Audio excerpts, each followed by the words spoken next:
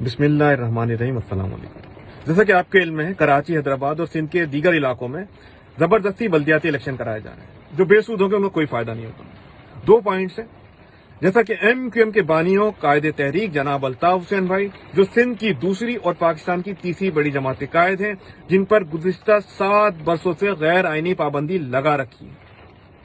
وہاں کا vote bank 35 برسوں سے قائد تحریک جناب الطاف حسین بھائی کے نام پر ہے۔ دوسرا، وہاں کی مردم شماری ٹھیک نہیں ہے، اس میں دھاندلی کرائی گئی ہے۔ جب آبادی صحیح نہیں گنی گئی تو حلقہ بندیاں کیسے ہو گئی؟ جب حلقہ بندیاں صحیح نہیں ہے تو یہ الیکشن ہی بیکار ہے کہ عوام کو فائدہ نہیں پہنچا سکتے۔ جب عوام کی آبادی کی تعداد صحیح نہیں پتا تو مسائل کس طرح حل ہوں گے اور وسائل کس طرح ملیں گے؟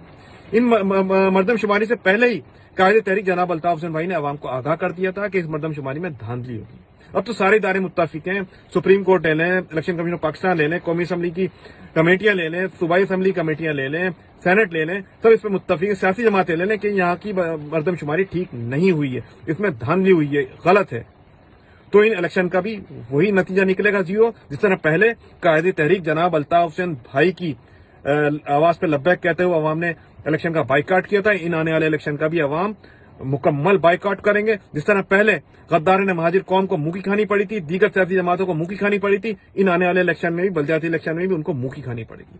خدارا ہوش کے ناخن لیں، وہاں کے لوگوں پر سیاسی انجینئرنگ بند کریں، قائد تحریک جناب الطاف حسین بھائی پر غیر آئینی پابندی ختم کریں، تاکہ کراچی پاکستان کی معیشت کی ریڑھ کی ہڈی ہے، مطلب معیشت کو نقصان پہنچانا پاکستان کو نقصان پہنچانے کے مترادف ہے۔ خدا را ہوش کے ناخن لیں۔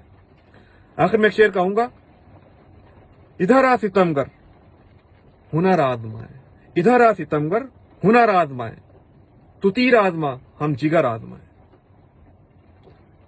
جی الطاف حسین بھائی، سدا جیے، شکریہ۔